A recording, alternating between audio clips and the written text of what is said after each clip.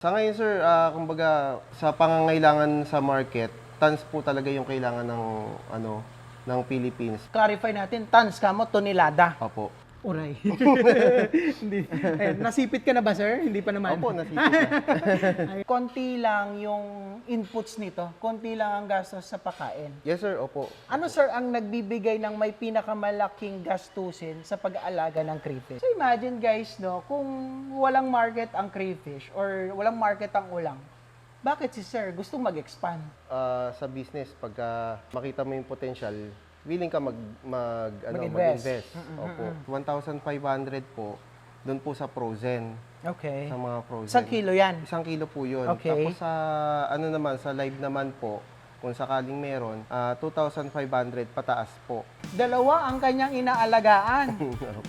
Parang ano na to, sir, double income. Double income. So parang, sir, lumalabas na may 7,000 income ka daily, more or less. Yes sir, more or less po.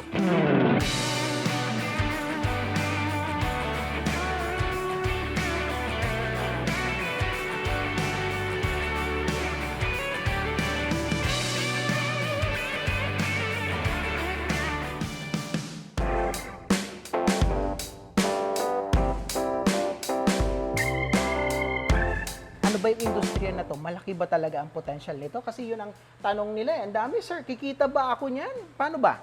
Opo sir. Sa ngayon sir, kumbaga sa pangangailangan sa market, tons po talaga yung kailangan ng Philippines. Clarify natin, tons ka mo, tonelada. Opo. So, tonelada ang kailangan sa crayfish. Yes sir, opo. Okay, that's why naisipan mo rin na pasukin ito kasi nakikita mo malaki yung potential. Opo. Okay, paano ba? Paano ba ang bentahan dito? Paano ba yung presyuhan nito, sir? Para at least may idea lang yung mga kababayan po natin. Presyuhan sa per kilo po. Yes, sir, per kilo. Opo. Sa ngayon sir, ang nakikita ko sa market, yung mga madalas ma-post is 1,500 po, doon po sa frozen. Okay. Sa mga frozen. Isang kilo yan. Isang kilo po yun. Okay. Tapos sa live naman po, kung sakaling meron, 2,500 pataas po. All male po yun, all male. Kasi yung mga babae, mga female, Opo. ginagawang breeders para Opo. magparami pa rin. So kung gano'n ang presyuhan, let's say, 2,000 ka mo sa isang kilo. Opo, Kung opo. isang tonelada yung may puproduce mo, di Oo. that's 2 million. Oh, yes sir. Grabe, no, guys. So, do you confirm that, sir, na ganun ang industriya ngayon ng crayfish? Opo, kasi nakikita ko, wala pa rin naman sa market. Tapos hindi pa rin gaano makapag-supply dun sa mga restaurant. Kasi pagka sa restaurant, sir, meron silang tinatawag na requirement, kontrata, kung ilan Kada kilo, linggo. kada linggo, ayun po yung dapat mai-supply. Ikaw ba, sir, may target ka ba na mai-produce? Mayroon ka na bang nakikita ng mga restaurant o babagsakin ng mga crayfish mo or mga breeders ang ina-out mo dito? Paano ba? Paano ba yung line of business nito, sir? Sa ngayon, wala pa kami sa restaurant, sir, kasi malaki yung pangangailangan po sa restaurant. Pero sa mga bumibili po, sa mga per tree po, ubos na kagad yung Talaga? yung mai-supply mo sa mga gustong mag-umpisa ng crayfish. Magkano, sir, ang binibenta mo dito kamo? Nasa 500? 500 po, 3 to 4 inches. Okay. And 700, 4 to 5 inches. Okay. Sir, nakakailan ka kada araw or kada linggo? Siguro, sir, kada araw po, Ilang set ng trio? kasi bago pa lang kami, sir. Siguro mga 10 sets of trios po ang na i-out pa lang namin. 10 to 20 sets Kada po. araw yan? Opo. So kung kada araw yan, 10 sets daw ng trio, binibenta 500 to 700. Opo. So parang, sir, lumalabas na may 7,000 income ka daily, more or less. Yes, sir. More or less po. Ano pa lang yun, Small scale pa lang yun, sir. Opo, No? panimula. Panimula pa lang yun. What if yung kukuha sa'yo, mas madami pa yung kukunin. At the same time, kung dumating yung araw na ikaw na yung magsusupply sa mga restaurant. Kaso, yung ngayon, hindi pa kasi fully established. Tama po ba, sir? Yes, yung sir. mga restaurant na susuplayan mo kasi hindi pa masyadong kilala. Kilala. Opo, opo. Okay. Opo. So, crayfish pa lang ang pinag-uusapan natin. Kung malaman nyo naman yung potential ng ulang, no? Pwede kayong balikan yung video ko kay Sir Joshua Katahan upang makita ninyo yung potential naman na na dala ng ulang farming. Pero ang tinatukoy po natin dito is yung crayfish pa lang. Opo, opo. Pero dito sa farm po ni Sir John, dalawa ang kanyang inaalagaan. Parang ano na to, sir, double income. Double income. Sa ngayon, sir, ilan po ba sir, or magkano po yung na-invest nyo po dito, sir, sa mga pan po ninyo? Meron po ba tayong estimate sa housing po ninyo? Opo, sa facility, sir, abot to ng siguro 800 pataas po. 800,000 To 1M. To 1M po. Oo. Ano yun, sir? Nakuha nyo na po ba? Naibalik na po ba? Or Hindi ongoing pa? Ongoing pa, sir. Bago pa lang. Bago pa lang. So, alam, sir, ang ROI nyo dito, target po ninyo, mga 1 taon pa? Sana, sir, opo, makuha namin ng 1 year yung ROI. Tapos after that, paldo-paldo na. Hindi. Expand pa po. Okay. Gusto ko yung mindset ni sir, hindi natatapos sa isang negosyo lang. Opo. Ano yung expand niya, sir? Another housing? Yes, sir. Another facility po sana kung ano. Or, ang target namin is yung earthen pond na po. Yung nasa ilalim ng lupa po. Doon kami magpapand. Okay. So imagine guys, no, kung walang market ang crayfish or walang market ang ulang, bakit si sir gustong mag-expand? Diba? That's the question na kailangan nating i-digest ng mga kababayan natin na maraming pumapasok sa crayfish farming dahil nakikita nila yung potential. At isa na nga po doon, si Sir John, na taga Pangasinan at nandito siya at gusto pa niya mag-expand. Kaka-establish pa lang ng farm po niya.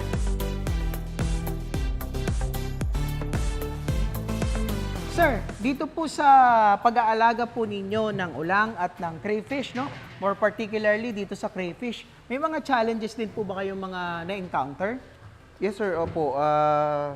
Madalas na challenges po, kumbaga, yung mortality nila. Minsan, pagka nagbubulihan sila, nagbubulihan yung mga crayfish. Tapos, minsan, pagka overfeeding, ayun po yung mga challenges ng crayfish. Tapos, yung maruming tubig, ammonia. Kaya po, yun sa yun sa part na yun sa tubig, nag-solution kami na i-fresh water po every day. Sir, itong farm po ninyo, gaano po kalaki ito? Itong facility po ninyo? Siguro, sir, around around 300 square meter po. 300 square meters. Okay. Tapos ito nga, concrete nga po itong nung ginastosan nyo na po itong ninyo. Yes, sir. Sir, ito ba ay talagang kumbaga, ginastosan nyo to dahil nakita ninyo yung potential nito? Yes, sir. Opo, opo. Kasi, syempre, sa business, pagka makita mo yung potential, willing ka mag-invest. Opo. So, kanina binabanggit ni Sir yung challenges is yung yung pagpapalit nga ng tubig, no? Opo, Daily opo. yun.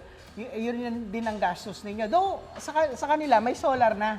Yes, sir. Diba? Opo, may solar. Kumbaga, additional gastos doon sa operation nila, nabawasan. Nabawasan. Opo. Okay. Ilang kilowatt po ba yung solar po ninyo, sir? 8 kilowatts, sir. Ay, malaki. Para sa tubig po. water Tuloy-tuloy system. yun, Opo, no? tuloy-tuloy. Hindi nyo problema kung nagkaroon ng brownout. Opo, opo.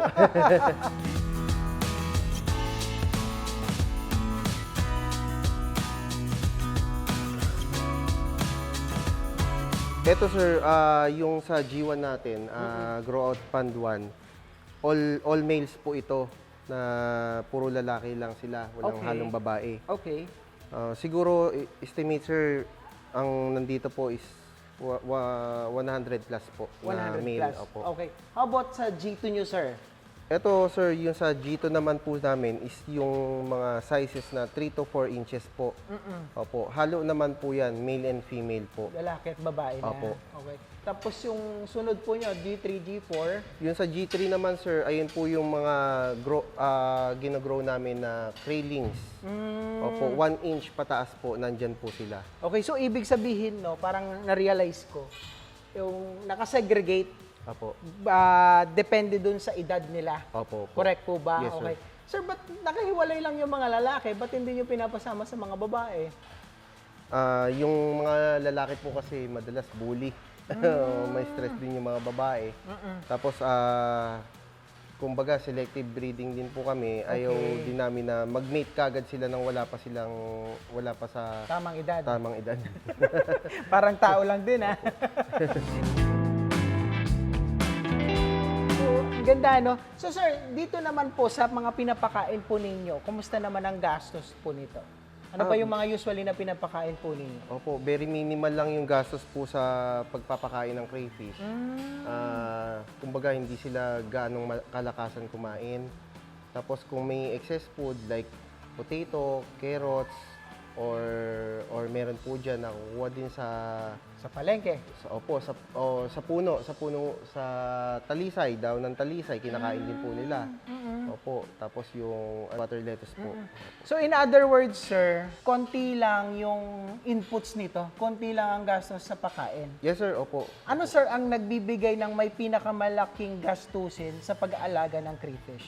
Yung ano sir, kuryente po, and then yung sa fresh water po. Sa tubig. Sa tubig, Oo. opo. Pero nasolusyonan mo naman na yung kuryente. Yes sir, opo. Yun lang, syempre, it takes years din bago mo mabalik yung ROI mo, Opo. return of investment mo doon sa pagpapasolar. Kasi kung 5 or 8 kilowatt yan, I think nasa 100 to 200,000 ang pag-i-install yan. Abay, correct? Mga 300. plus Ayun, po. kulang pa pala yung estimate ko. Mas mura yung napagtanungan ko.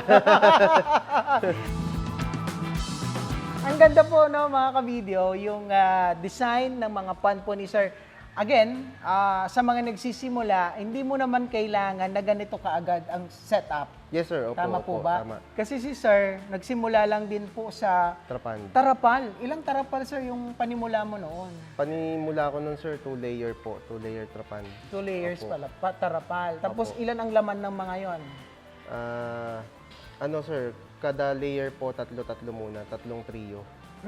So siyam sila, no? Opo. So, tapos mabilis kasi. Kung Opo. 3 yung nangingitlog doon, Opo, isang opo. itlogan lang yun. Kung nasa 500, 400 yung craylings nila, di halos 1,000 kaagad. Yes sir, opo. Mabilis mag-duplicate, no? Kaya, alam ko na yung nakikita ni Sir John dito. Mabilis mag-duplicate at Opo. mag-multiply yung investment po natin. So guys, no, para mas maintindihan po natin lalo at mas ma-appreciate natin yung pinag-uusapan nating crayfish, nagpakuha tayo kay Sir John ng lalaki at isang babae. So for us to identify kung ano yung mga lalaki at babae, Sir, can you describe the characteristics po nila? Yes sir. Pag lalaki, Sir. Sa lalaki po, may red po yung clone niya. Dito po, ayan. Okay. May red yung clone niya dyan. Tapos, meron po siyang dot dito sa pinakaibabang bahagi. Okay. Ano ibig sabihin niyan? Yan yung Ito palatandaan. yung male. Palatandaan po na na male yung gender niya. Pag sa babae naman kasi, sa pangatlo po, 1, 2, 3. May dot din doon. May dot po. Ito po yung pinaka-dot niya. Okay. Uray. Hindi. Ayan, nasipit ka na ba, sir? Hindi pa naman. Opo, nasipit na. Ayan, so malaki, no? Pero Opo. kung hawakan natin dito, ayun, guys!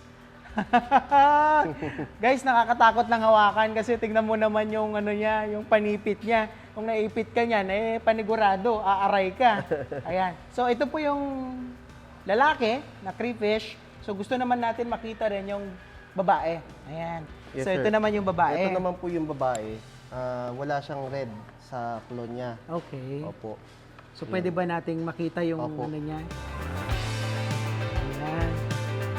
Ayan. buried pala yung nakuha, buried sir. din. Opo, Okay. buried din Ang nakuha. dami ng itlog. Very din Ayan. nakuha. Tapos, ay, yung pangatlo nga, no? Opo, pangatlo. Alright. Aray. Ayan. So guys, no, swerte naman natin at nakakita tayo ng malapitan na, ano, na mga itlog Buried, opo. ng crayfish. Ayan, sir, yung ganong, ano, sir, itsura ng mga itlog nun, mga ilang days na yun, sir, bago mapisa. Siguro sir, mga around 2 weeks po yung eggs na yan. Tapos ano na yan, lalabas na yung mga craylings. 45 days to ano po, lalabas po yung craylings niya. Ma-hatch na po.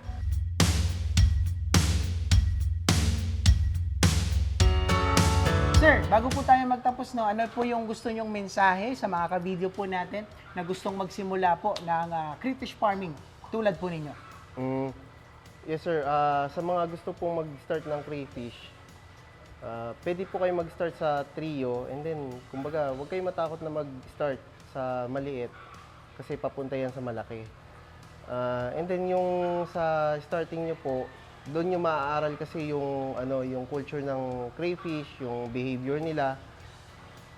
Hindi ko po kahit na bumili kayo kagad ng malaki, kundi mag-start kayo sa trio. Sa 1 trio, 2 trio, ganun lang po. Para at least hindi mabigat pagka nagkaroon ng mortality or hindi magandang management dun sa pag-aalaga ng crayfish po. Ikaw, sir, yung experience mo, talagang nagsimula ka muna sa 1, 2, 3. Yes, sir. Opo. 1, 2, 3. Inaral ko muna talaga, sir. Tapos yung tamang pag-aalaga, tamang facility sa kanila, tamang environment. O yung environment kasi, yung kumbaga, kinukulture naman dito, sa concrete, pero talaga natural environment nila sa mga freshwater, like ilog, ganyan po. Okay. So ngayon, sir, no, naaral mo na, natutunan mo na, so talagang confident ka, sir, na kabisado mo na yung pag-aalaga ng mga crayfish. Hindi naman po sa kabisado, sir. Nag-aaral pa rin po kung ano yung mga behavior nila. Hindi pa ganun ka-expert talaga. Continuous pa rin, sir, ang learning. Opo. Wala talagang expert pagdating sa mga live na animals, mga live na ano. Nag-visit na po yung BFAR Dagupan dito. Ayun, Opo. oo. Nag-visit na po sila, yung kinorek nila kung ano yung tamang facility, tamang water management po. Tapos yung mga hides, tinignan po nila. Okay, may guidance na rin pala from BFAR. Opo, BFAR Dagupan po. Okay, so ang ganda po, no, ng at least kahit paano may government support. Yes, sir. Opo. Oo. Kaysa naman, yung iba kasi nagrereklamo, wala daw suportang gobyerno. Pero sa inyo, sir, tamang coordination lang siguro. Opo, tamang coordination. And then, syempre, pupunta sila sa Invitation mo. Opo, facility ng BFAR din para at least Makausap mo sila. makausap sila na maayos. Very naman ng BFAR. Accommodating. Opo, accommodating. Matulungan sila. Tsaka, ibibigay nila kung yung tamang advice. Opo. Okay.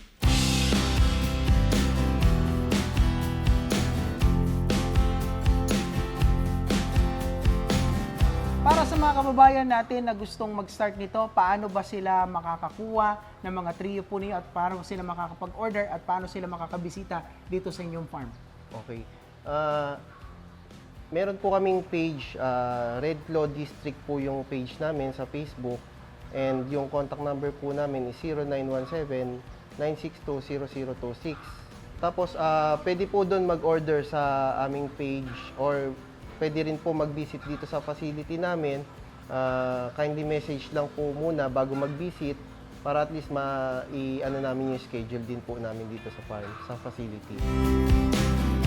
Yun. So, ilalagay na rin po natin ng mga kabidyo yung nabanggit na contact details ni Sir John sa ating description ng ating video upang sa gayon ay makapag-order po kayo, makontak po ninyo si Sir John at makabisita dito po sa kanila. Open ka naman for visiting. Yes, sir. Opo. Open sa na mga open po. customers natin. Opo. Alright, so ang ganda po ng kwento ni Sir John na talagang pinasok po ang ulang at crayfish pero parang ang focus is talagang crayfish muna para maparami po ito at nakikita po niya yung napakalaking potential po ng industriya po nito pagdating po ng araw. So kaya naman sa lahat po ng ating mga kabidyo na may natatangi pong kwento, pwede po kayo magbahagi ng inyong kwento at pwede kayo mag-message po sa ating Facebook account, mag-subscribe sa ating YouTube channel, Video Stories, for more videos and stories. So once again, I am Art Sinubago, the content creator of Video Stories.